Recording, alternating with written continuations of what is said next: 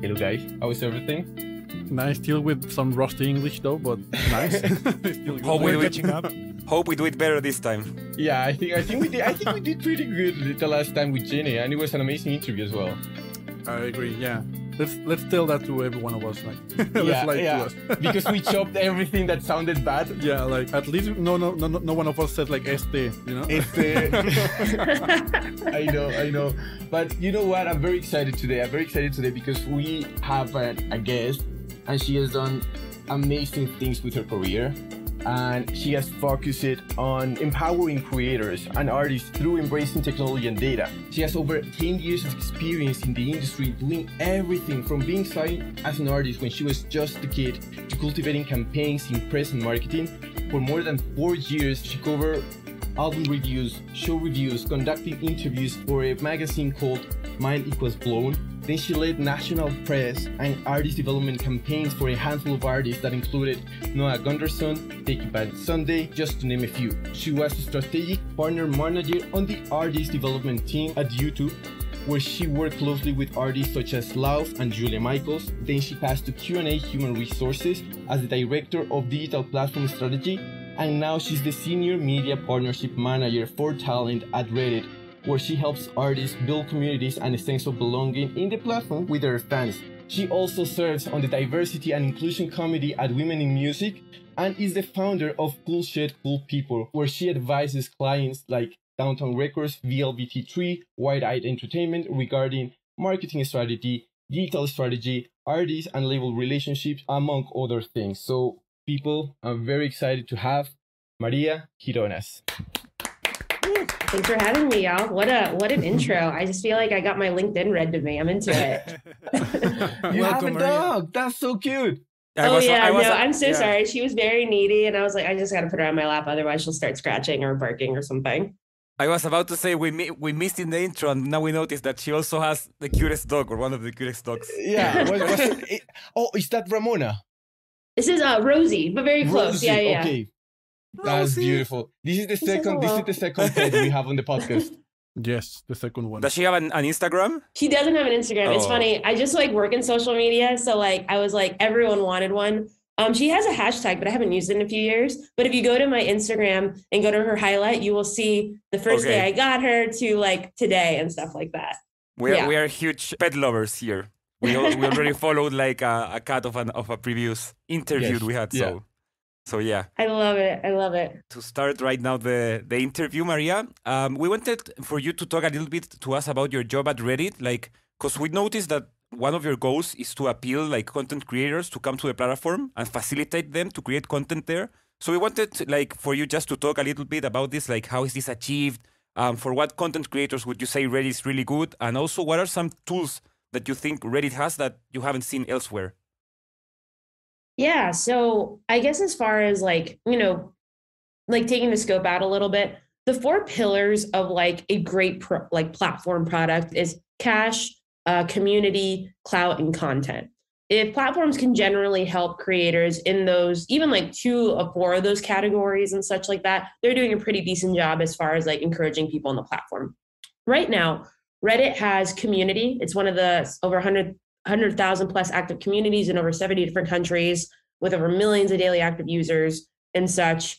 And we have content, 16 years of a platform that has everything from memes, the birth of viral social media that has penetrated the rest of the platforms across, and also kind of created a start to careers like Lil Nas X, Sasha Sloan, Arizona, amongst others that were able to find, really a lot of community on the platform. So as it relates to who works really well on the platform, people that lean into it. I think the biggest thing with Reddit that makes it very unique is that it is a platform that isn't very persona based. A lot of the platforms anonymous. Generally how you navigate it well is by being very adherent to the communities at hand. So for example, the rules in r/music are very different than the rules in 2x chromosomes or r/books or other different subreddits. And if you're mindful of the rules in those community, you can have a really fun time in there engaging in it. So my biggest recommendation as far as creators that, are looking to lean into Reddit, if you're a creator that is constantly has that question, which a lot of them do, what am I going to make today? Like, what is my content for the day? Reddit is an amazing place to go to things like, am I the asshole? And like, I don't know if you guys know that subreddit at all, but I'm happy to explain it a little bit too. Yeah, go for it. Go for it. Yes. I haven't. Okay. Yeah. So there's a subreddit called r/am I the asshole. And basically how that Reddit works, it's like people post like their moral queries. Like it'd be like, I am a 27-year-old, broke up with my girlfriend because I hated her cat. And then like the story goes in the like the body of like, okay, I hated her cat because it kept attacking me. And then it attacked my nephew and she didn't do anything about it. So am I the asshole for breaking up with her because of her cat? You know, and then in 18 hours, you are decided if you are indeed the asshole or not. And what I find a lot of creators do with that is they'll read the query and then discuss it as like a podcast or as a reaction. There's a really popular podcast called Two Hot Takes of girls that just read those like moral queries and they'll just like respond to them. And there's also r/relationship advice. People ask relationship advice very openly of like, you know, anything from like sexual fluidity, being in a polyamorous relationship, like other things like that. And it's just like another place to like find like content to be able to like respond to. I think, like I said, I think one of the biggest pillars of the 4 I mentioned is content. And a lot of the times creators are just like creating content every single day. And it's impossible to always have ideas or at least ideas that you're really excited about. So Reddit's a really good place to mine for that content. Yeah, and it amazes me like how people get to that content because it's not usually direct on, oh, I want to post about this release that I'm gonna do in next Friday. It's just they go around it and they do different and creative ways to actually do so.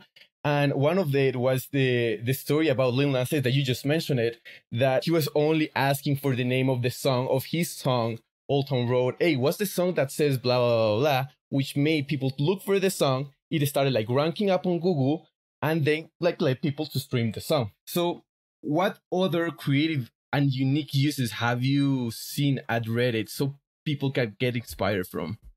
Yeah, I mean, there's a subreddit called r/leaks, I believe, and it's like literally like a lot of, it's kind of controversial, you know, given like everything in the music industry, but some people and marketers actually like using it to be able to like leak music and see if they get like an early momentum before like releases, especially in like hip hop and R&B. That's a very like popular thing for that genre to like really like corner the market on. So that's a fun one. I also love it when people do scavenger hunts. I'm about to work with the Black Keys. They're doing like a vinyl release of their next album and such. And they want to do like an r/vinyl, like little Easter eggs for people to possibly win a vinyl in the subreddit and stuff like that. I also have seen people use Reddit really well with like anniversaries. So like, for example, they'll like, hey guys, we played Madison Square Garden a year ago today. Like comment with your photos or comment with the memory you had from the concert. Then you see like things like, oh, I had my first kiss at that concert, or I met my wife at this concert, you know, stuff like that. So really just like finding these like really fun ways to engage with community in that. And then I think on the other spectrum of it, a lot of musicians do a really good job of participating in the community. There's a streamer called Modern Drummer. He's known as the office drummer. So basically he always dresses in a suit and drums covers on the site. So he'll just like take requests and he actually makes a living off Reddit now. He like put like a little Venmo that people will like request certain songs from him. And every month he's like, that's how he's paying his rent and stuff like that. So it's really cool to see like on the other end, like pure creator musicians, like actually making a living on the platform. It's crazy how they can monetize like that, like in many innovative ways that 10, 15 years ago that was not even on the radar. Crazy. Totally. Yeah. I think there's so many different sites like Venmo, Cash App, there's Buy Me a Coffee, Patreon, as far as like different monetization structures that work really well for creators. I think the tricky thing is for us, for example, is like we don't have monetization straight up on the platform, like a YouTube, for example. And obviously it came from there. So very familiar with that product. But it's something we're working towards and something we're trying to make more efficient. But it's really cool to see. I think that's also just the nature and the beauty of Reddit. Like they like create their own bots. Like there is a Redditor that created, there's a website called Reddit Reviews. And you put in the name of the product, it'll tell you the aggregated reviews and sentiment on Reddit.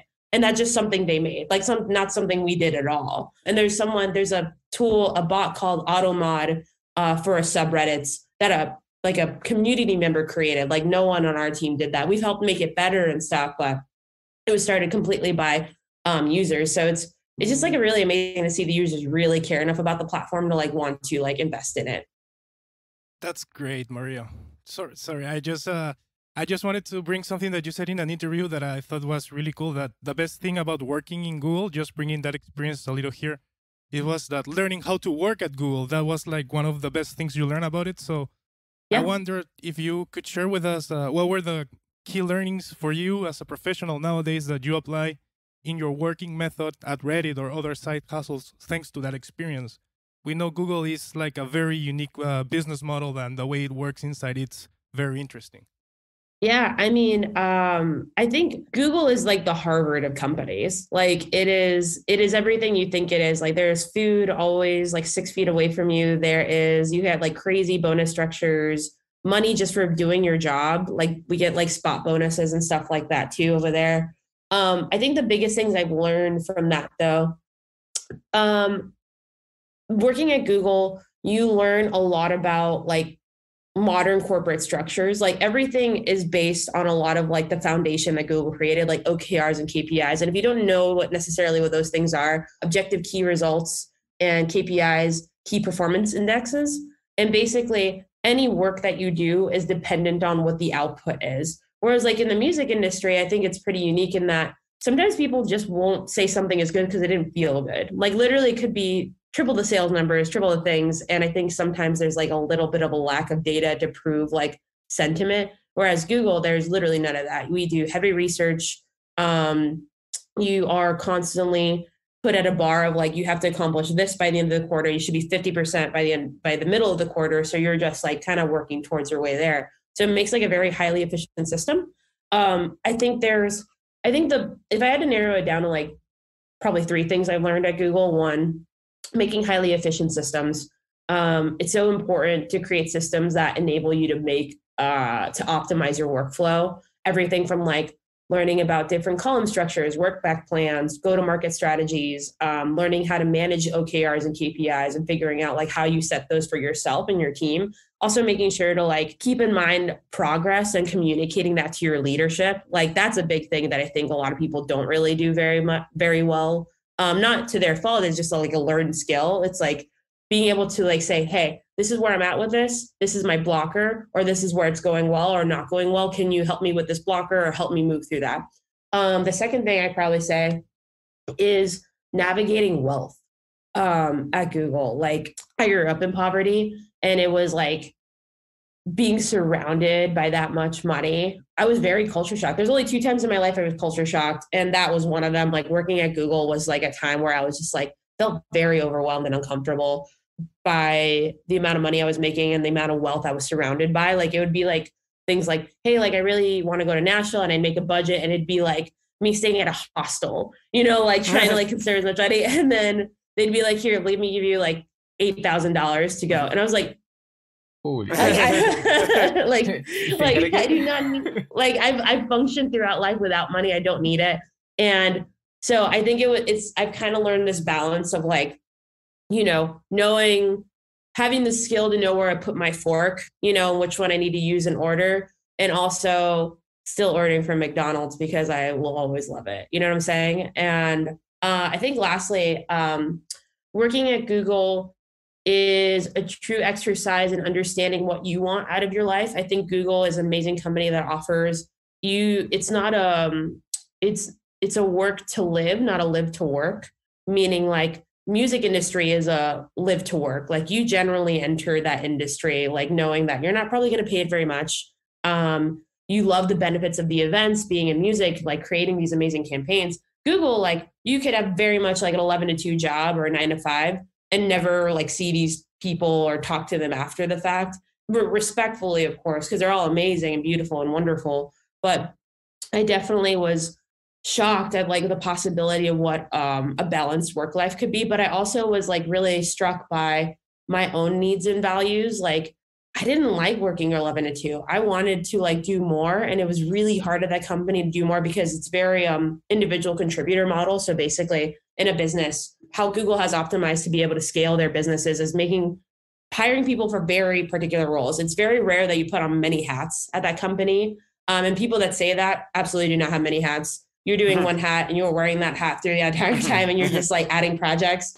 But you have to stay in this role, and this is the role you do unless you're given anything else from your manager, not even like stuff you procure yourself.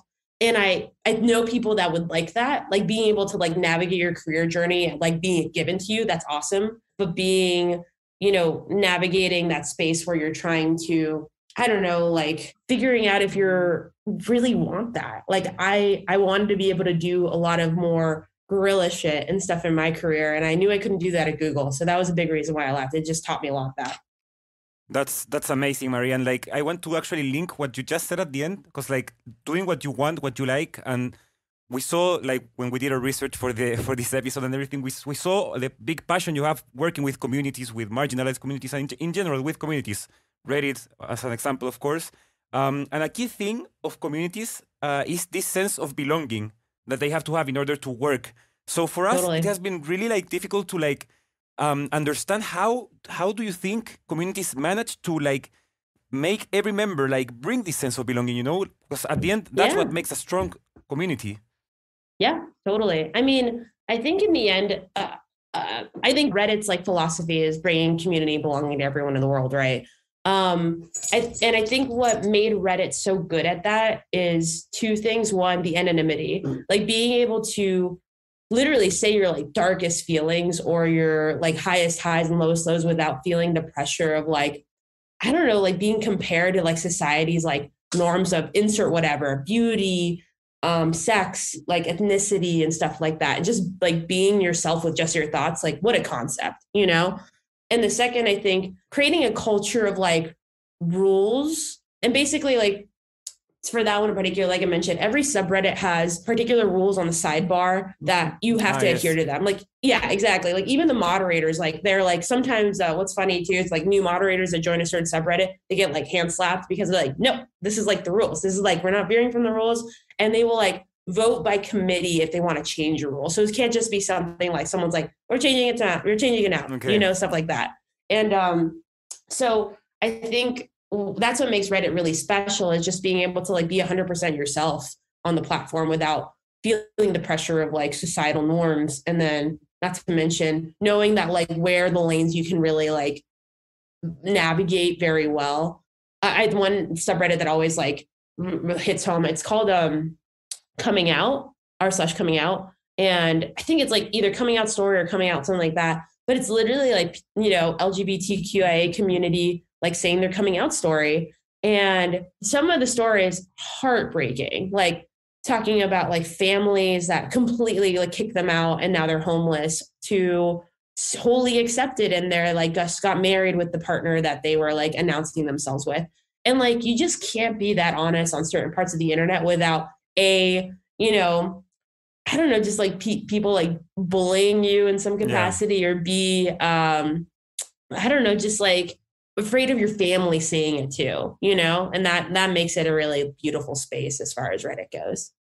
Just want to add that I think it's crazy, like listening to you, like how a community works in Reddit, how you can like extrapolate that to like real life, quote unquote, like where you need certain rules, leaders, moderators, everyone votes. It's super cool. I feel like the fact that like the rules that make a good community on Reddit, on the internet, you can extrapolate them to like real life. Just wanted to add that. I think it's amazing. I love that. Yeah. And I think, there's obviously with the kind of the impending Web3, like world's coming, I think, this is my like personal opinion on it, but I think decentralization is such a Western philosophy. Like the idea is like, oh, we can like decentralize the world. And I was like, you don't understand, like, for example, Bolivia is a 70% indigenous country. Like we have natives that would know running water or electricity more than we have like a population that has that, but like by choice, of course. So you trying to explain like my uncle that's a goat farmer about decentralization is not going to solve his crisis of like the, corrupt like government of Bolivia, but I think there are ways to get there. But I think in the vein of like organized structures and rules and societal like things that Reddit has been able to like enable communities for the best, I think it's a really strong foundation of what it looks like to have like more beautiful society, practicing anonymity, practicing voting systems based on like, you know, self, like leaders that aren't like looking to be like, you know, the mayor of this subreddit. They're just simply looking to make like a better, safer space for everyone. And I think, I don't know, I just like, I get really excited about like Web3 and stuff, but I'm more excited about the little things we can do now without the need for NFTs or crypto and such. That's so cool. And creating that little safe space, the sense of belonging, for me are like very key things that make Reddit such a unique tool. Another thing that is important, and I've seen in these communities is the sense of caring and altruism that there is, because not necessarily you, by helping others to reach their goals or their dreams, you are getting farther away from your goals or your dreams, right?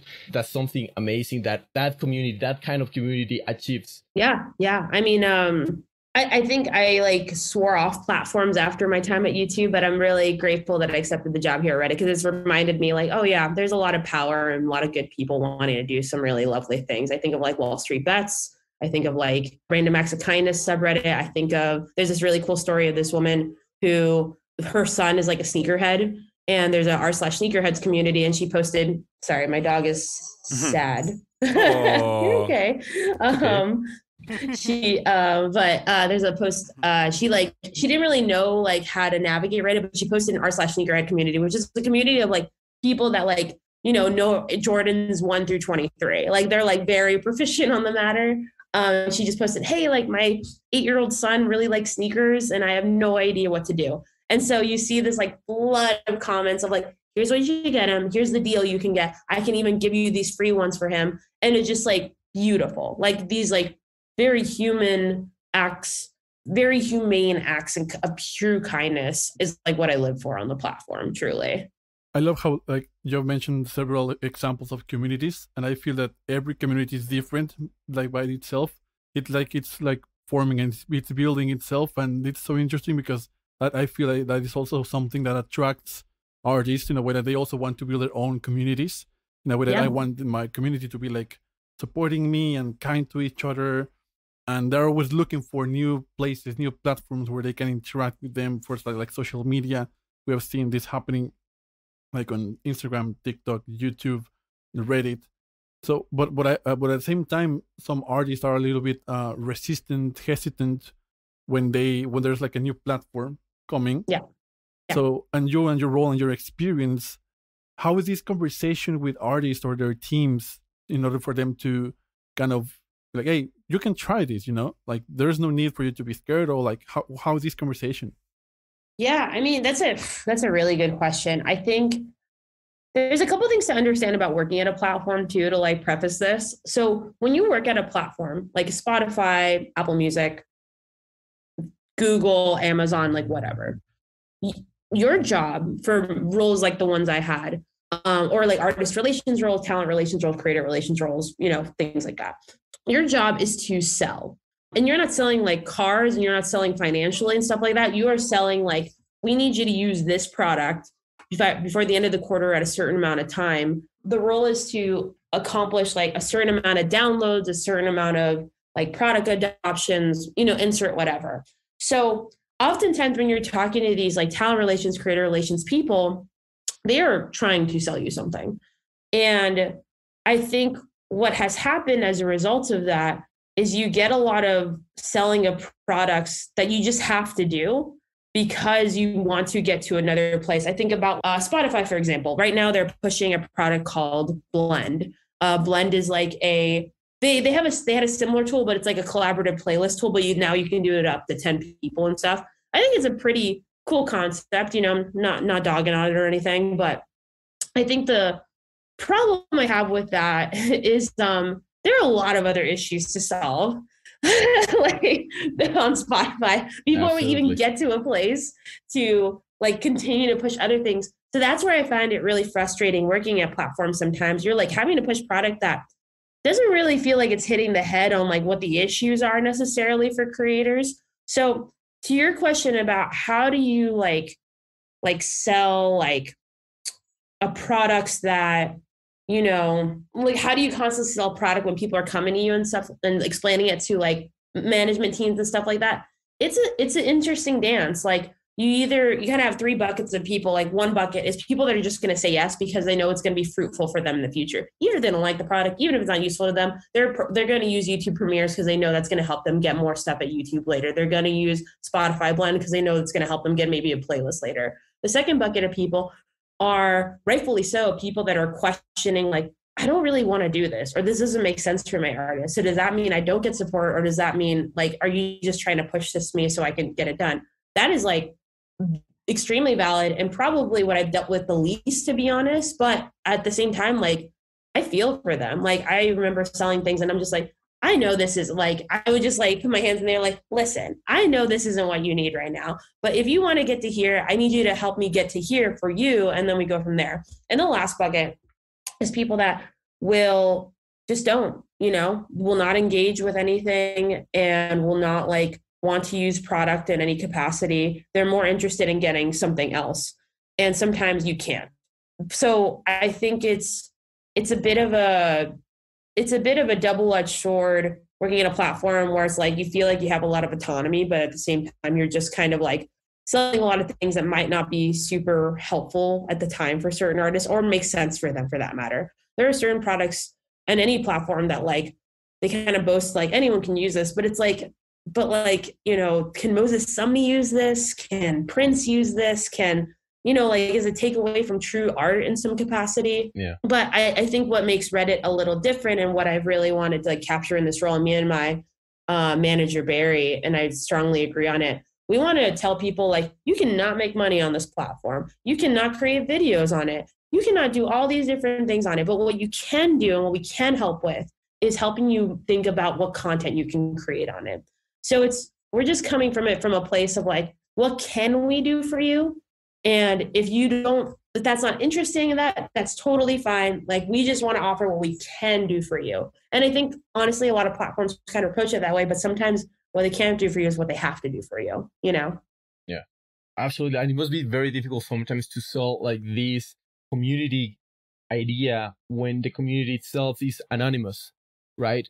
You cannot have the data of each of the members of that community. And that's something that labels managers want because it's something very relevant for them. It's something very relevant for the career of their artist. Totally. And I think what's funny too is like, people can have like record labels and stuff can have all the data in the world, but they don't actually use it for the most part. Like, I think there's these amazing tools like Chartmetric and there's another sound something. I'm forgetting the name of sound. Yeah. Thank you. And there's a lot of really cool products that are doing like stuff into like the digital space. I find that, like labels get very excited about something in a moment and they'll like hang on to that. It's kind of like when you watch a new TV show and you're just like telling everyone about it. You like fucking love it. You're like, you should watch this show. You should watch this show. Labels do the same thing.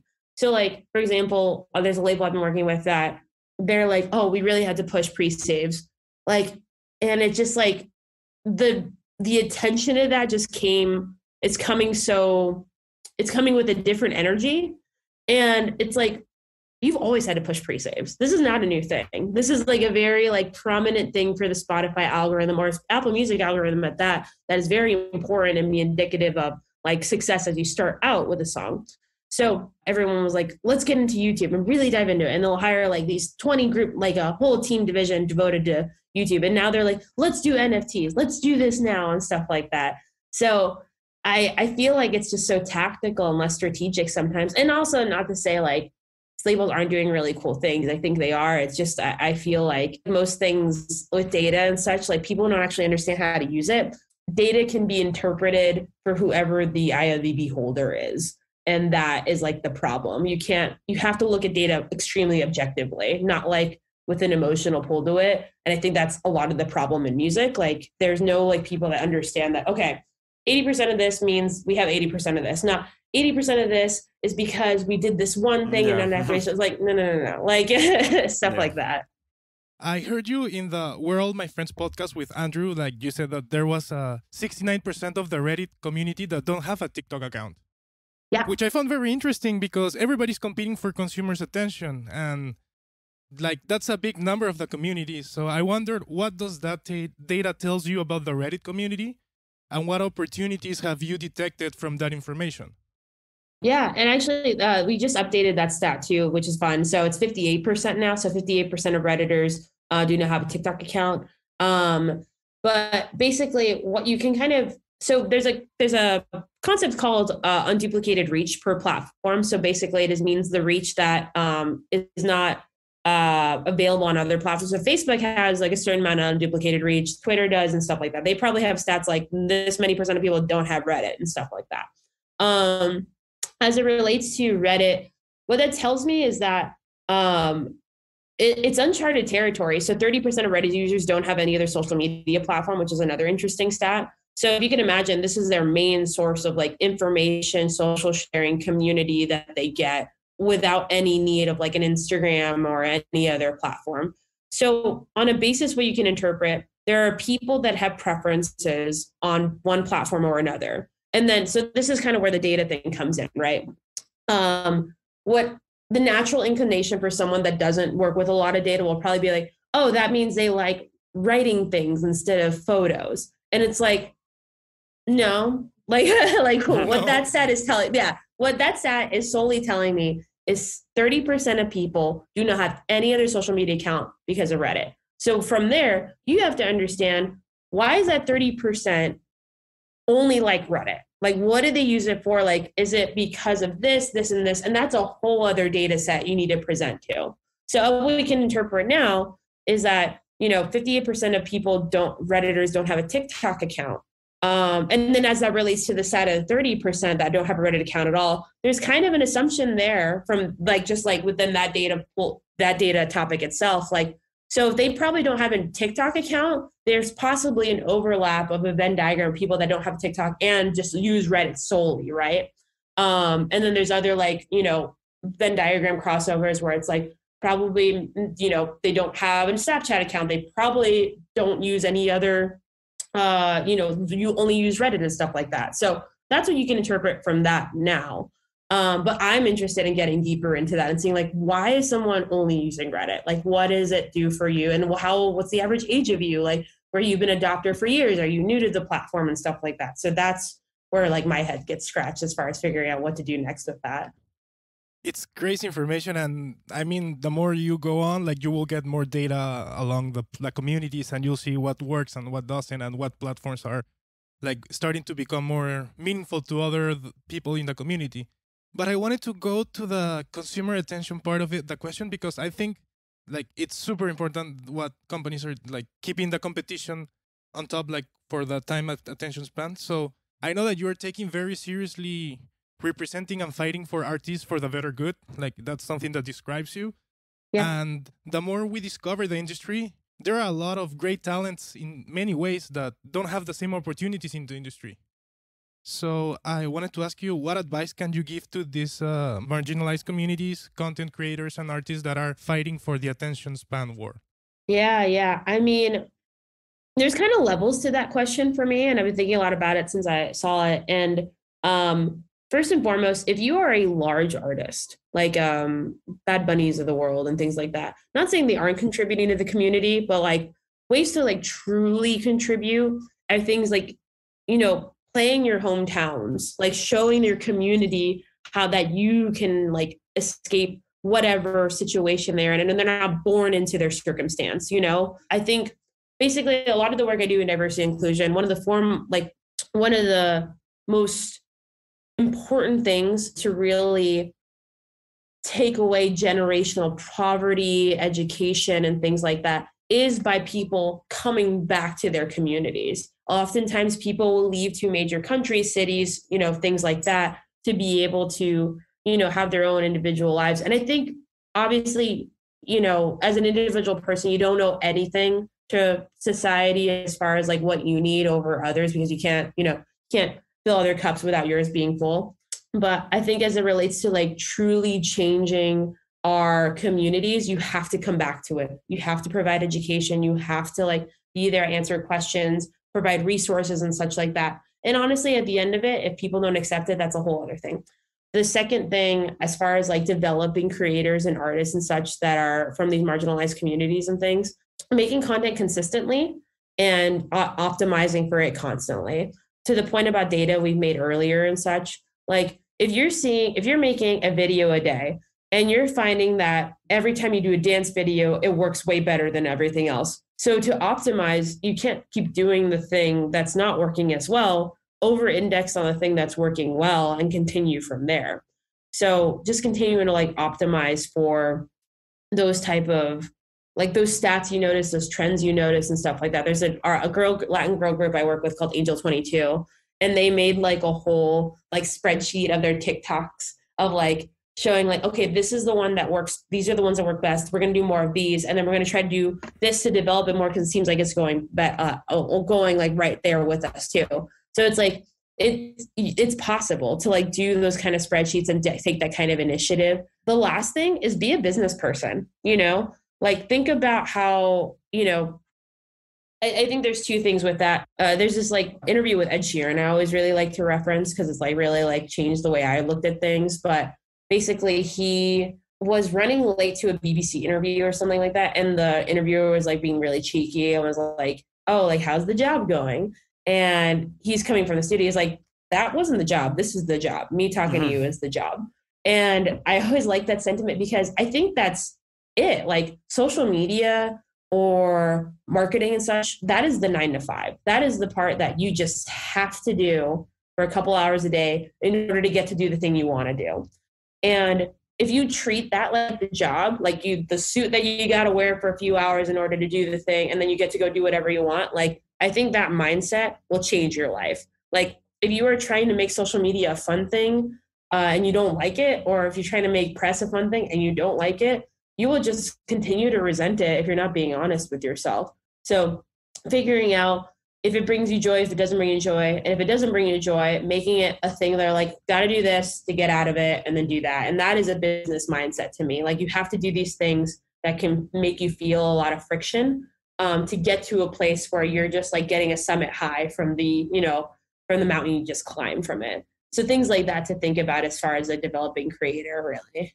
Absolutely. And you know, one of the things that I was thinking about while you were saying that is that we are so caught up in the job, like the release, the music, the marketing campaign, whatnot, that we do not realize that in our communities, talking about something completely off related, like something that we actually feel passionate about it, still, and me, for instance, as an artist, and talking about these sort of things that I feel very passionate about with other people that are my fans and actually share the values that I have, it will eventually add value to my career as an artist, my career as a person.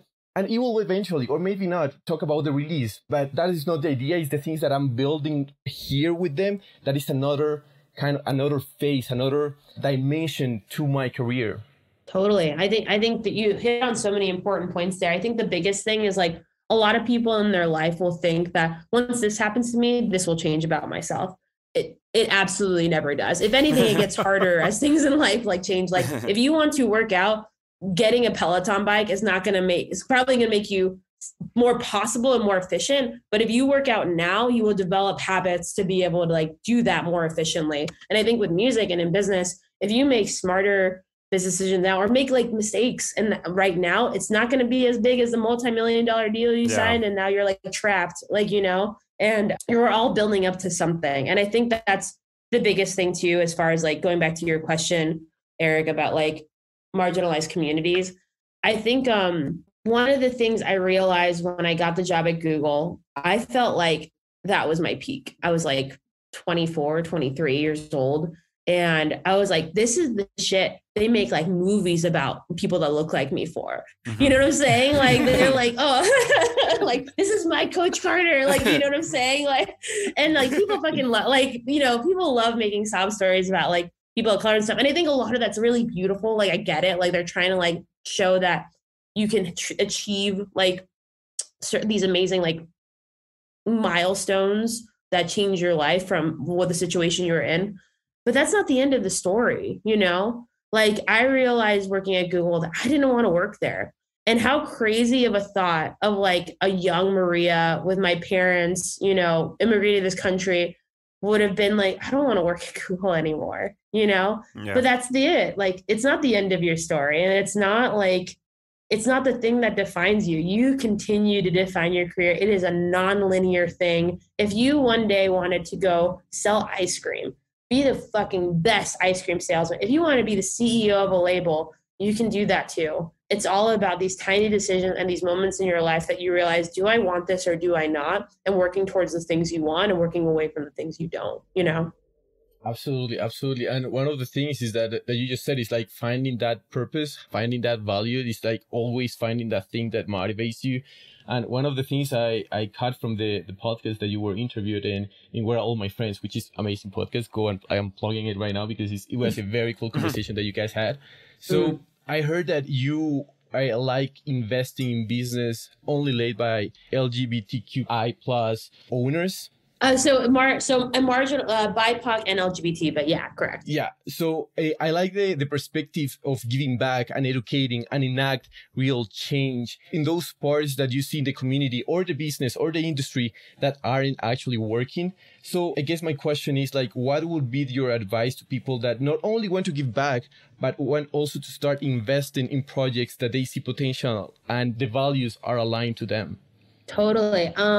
As far as giving back, I think a lot of the mistake like our community makes is like, oh, you can donate money to this charity and then it'll help the homeless and poverty. And I think a lot of those organizations do generally a solid job of like bringing back, but like to create real change is for people to touch you. Like it is for people to see you and understand that you are still, you could be having like 10 yachts, but you are still like a person that understands where they came from and such, and able to like truly speak to your own community. And I think as far as like, and I think I will also say another problem with that too is like, you know, growing up, I've had to whiten myself throughout my life, you know, just to like occupy a lot of white space more comfortably. Like I would stop saying Gironas and I would say Gironas when I would try to like get people to pronounce my last name. And then when I tell them to spell it, they're like, it's not with an H. And I was like, no, it's not with a fucking H. It's with a, it's like, with a G, but sounds different. Yes. Exactly. Like, give me 10 seconds of your time to like evaluate what you're hearing right now, you know, but I've had to whiten myself a lot. So I understand this like dichotomy of like you trying to come out of a certain situation and adjusting through like what society has enabled you to like make it easier for other people and not yourself. But once you realize like what you're doing, you are whitening yourself to a point where you can't see the color of your skin, you know? And that was something that really hit me during the Black Lives Matter movement. I was seeing a lot of these signs of like Latinos for Black Lives Matter. And I was like, I mean, like, of course, right? But then I realized, like, what have I actually contributed to the Latino community? And given, I think you contribute a lot by just being alive and making your ancestors' like wildest dreams like come true for like those sacrifices they've made for you.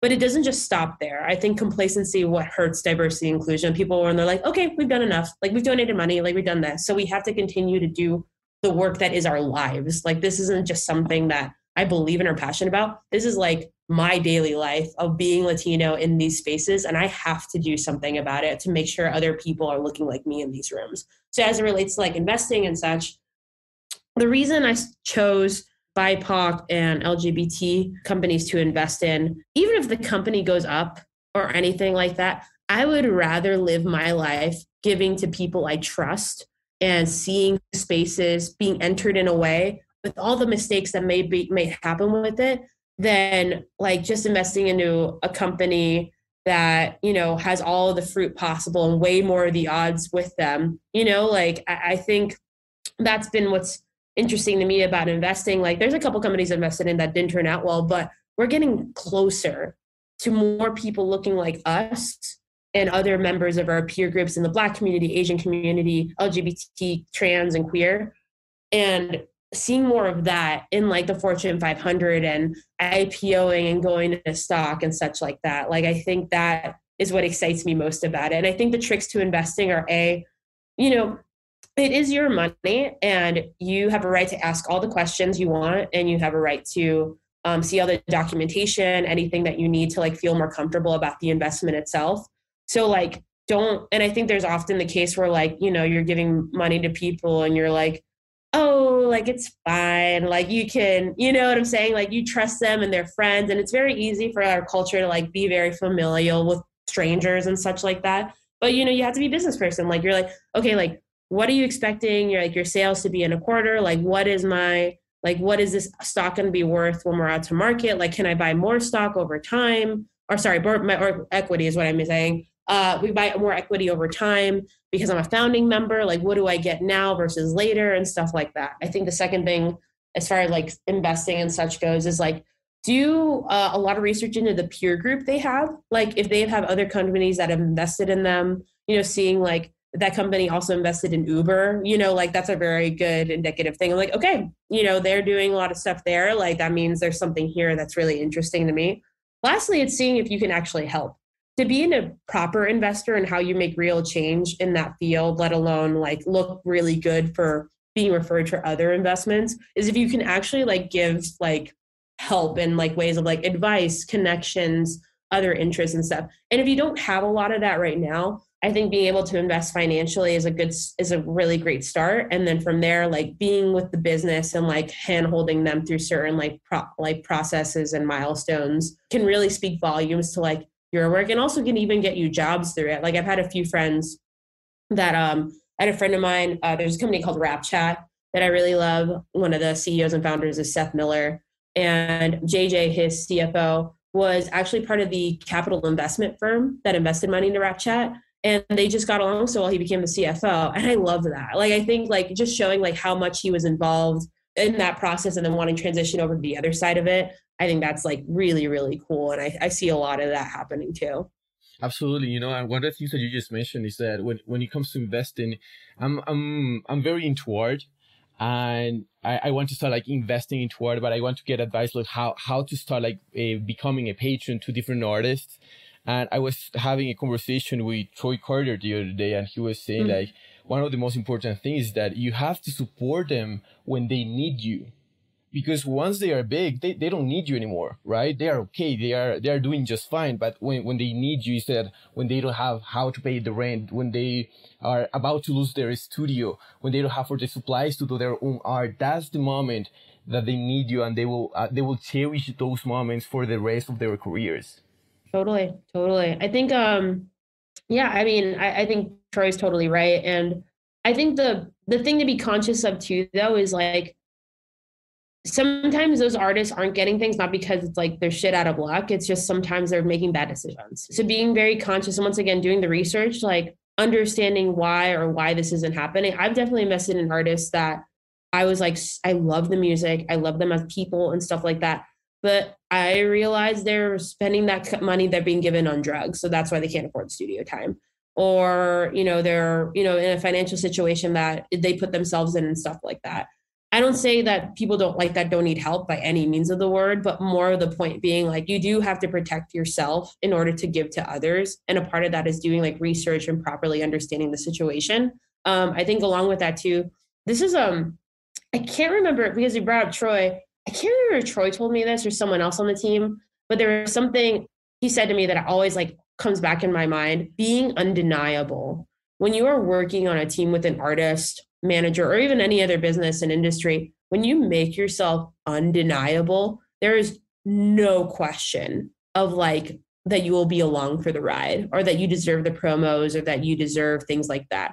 And I think that with that mindset, you know, it changes the game of like when you're trying to ask for raises, when you're trying to ask for more responsibility, like I am undeniable in the fact how I've contributed this, thus I deserve this or this or this. So things like that, I think those are kind of like mantras I keep in my mind, being undeniable in everything I do. So like, there's no question of like what the contributions I've made to that. I feel that I can speak on behalf of everyone in this podcast that one thing that we loved about your career is that besides being an amazing professional is that you are also involved in all these communities and trying to help. And as you stated yourself, like it is your lifestyle. It's not like a one thing that, oh, I want to do it just to show people that I'm supportive. No, I'm like, this is actually your day-to-day motto in your life. So that's amazing. And like adding up on that train, you are also like part of having an active role in Women in Music, which is another community and another one that needs attention from the music industry, especially. And I wanted to ask you what, in your perspective, your opinion, what are the efforts that we in the music industry can do right now to get the gender gap diminished? Yeah. So, I mean, there's a lot to like unpack there too, but I think the ways I know you guys listen to the podcast with Andrew and everything like that. So the couple of things I mentioned there, I'll narrow it down a little more than that. But in the vein of women in music, a lot of the work Diversity Inclusion Council that we're trying, like, which I work on, is trying to do is start at the beginning. It's similar to me, like environmental conservation, like sustainability and recycling is important and helps that. But really, what we need to do as a society is conservation. We need to protect the existing greens that we have on this earth and oceans that are not been contaminated and such, in order to actually start even thinking about fixing a lot of the shit we've done. And same thing as it relates to like women and diversity inclusion overall. We need to start when they're trying to find jobs and they're trying to find internships and stuff. And the more we can prepare young people for this next era of their lives of like getting those to those points is important. So one of the programs we have is a Women in Music internship program, where the foundation of the program, you don't have to have any experience to get a paid internship in the music industry. So what you do is you apply to the program, we interview you, and we help place you into a paid internship opportunity. So as you're like, that's the foundation, like, and that's what will get you to the next thing. Because the ridiculous sentiment of like, oh, we need 5 years of experience to do this internship where you're just getting coffee. That's not actually helping anyone. And also, like, if you work in music, you can get your own coffee. What you really need help with is like Excel sheets, reaching out, emails, and stuff like that. And I think it's very belittling to think that, oh, like I need someone to get my food and coffee and park my car for me. I think as far as like the work we really need to do, like I mentioned, is starting at the beginning, starting with conservation of like, okay, we have these young people that are coming out into the world wanting to get into the music industry. What's the best way to do that? Help them get the experience as early on as possible in order to get to a place where they continue to like progress there throughout their lives. I think the second thing that I mentioned in the Andrew podcast a little bit too was we need to go back into our communities. And I said this earlier, and like there's a concept in tech. It's called a brain dump, I believe. In the Midwest, tech companies from the East and West Coast will hire these people in the Midwest who are top talent in their like local towns or whatever like that, give them 6-figure salaries and tell them to move to New York, LA, Miami, Seattle, what have you. And so what's happened as a result of that over the past like 20 years is that you have all these people leaving the Midwest in the United States and kind of leaving the rest of them. So what you're getting is a society that, is more progressive on the coast because they're literally getting some of the formative thinkers of our time from around the country. And you're kind of leaving this whole group of the population uncharted. It's kind of like weeds in the grass. If you don't maintain them, you're going to just see a lot of fucking weeds in your garden. So as it relates to that, like we need to do a better job. If you are getting that job in Seattle, LA, Miami, you need to come back and show people that there is more life to be had, or there's opportunity to be had, right? I don't think more life, because I think people can be very happy being whoever they want to be, and so that they choose. But I think I just think about like Bolivia, for example, and like, my father has worked his whole life. He's been selling sandwiches since he was like 6 years old on the streets of Bolivia, right? And my mother as well, like they both have spent their whole lives working. I'm getting a little teary about it. They spent their whole lives working, and it feels so unfair for me to have this life sometimes because of how much harder they have had to work over me. And I would like to live in a world where they get paid the same I do. They get all the resources and benefits that my father's body is not deteriorating, and he's only like 54 because he's all had to do labor his whole life.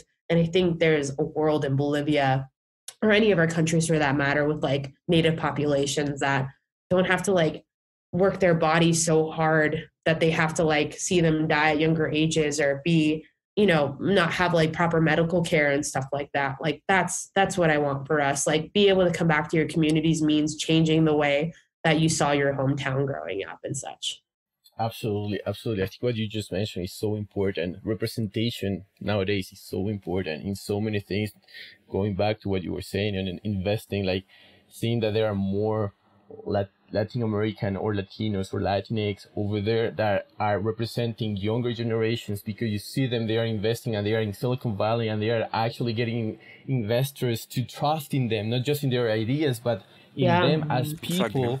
And in their team as well. That's so important. And I want to circle back to one of the things you mentioned in the podcast, where you talk about All About Love by Bell Hooks. There is one thing that you mentioned that is beautiful, that the desire of job, the desire of love shouldn't be something that should be deemed hopeless or something like to be frowned upon, right? So it should be, you said it, like it should be what it is. So, and you mentioned also like it's important to surround oneself with a community that helps you create a culture that allows people to feel included, right? So said that, I wonder when there is no culture of having a community to start from, how does those foundations look like to start forming that space?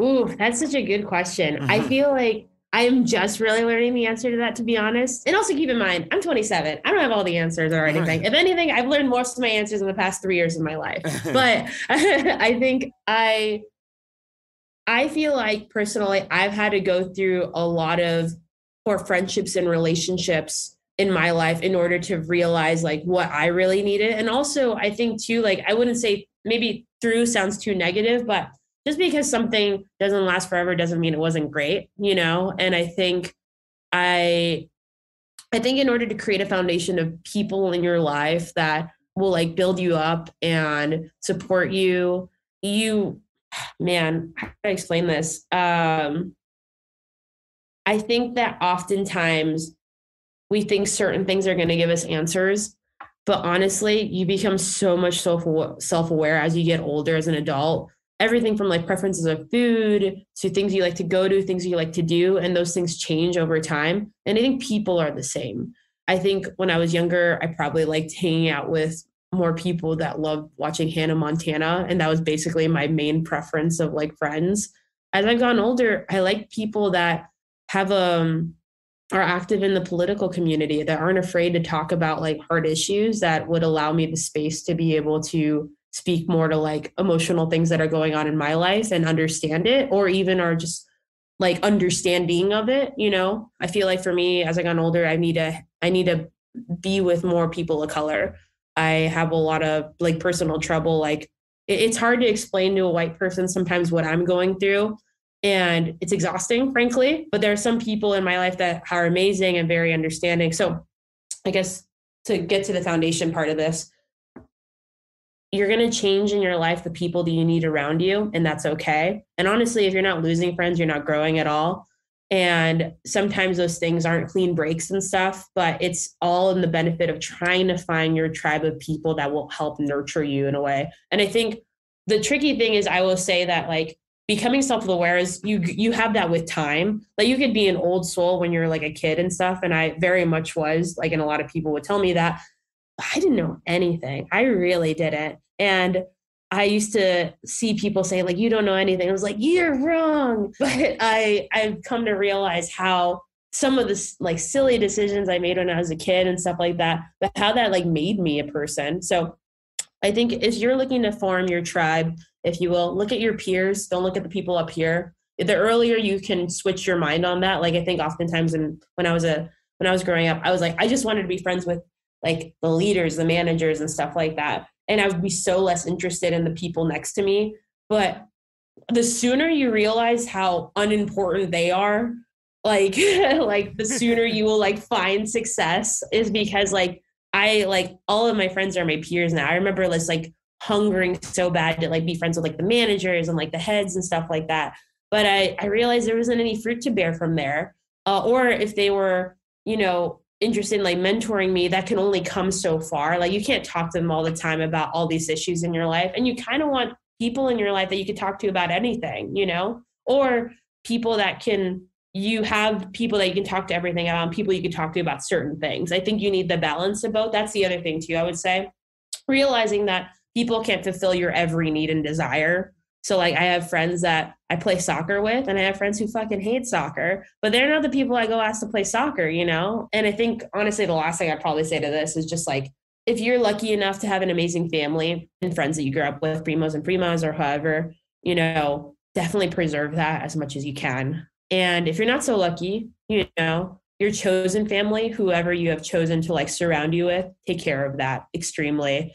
I can't tell you how many times I've like, you know, I grew up a little bit of like, I grew up a little bit like averse to my parents just naturally, you know, being a first generation kid, just wanting like not to like, you know, just be a little rebel and stuff. And I'm grateful for the past few years to say like I have the best relationship with my parents I've ever had because I've just understood it more. And I've also just taken care of it, just being a better daughter, better sister, and can really just change your life because then you just don't have any insecurity on like, am I a good kid? Am I a bad kid? Am I a good sister? Am I a bad sister? You're just trying to do better. You're already doing more than most, truly.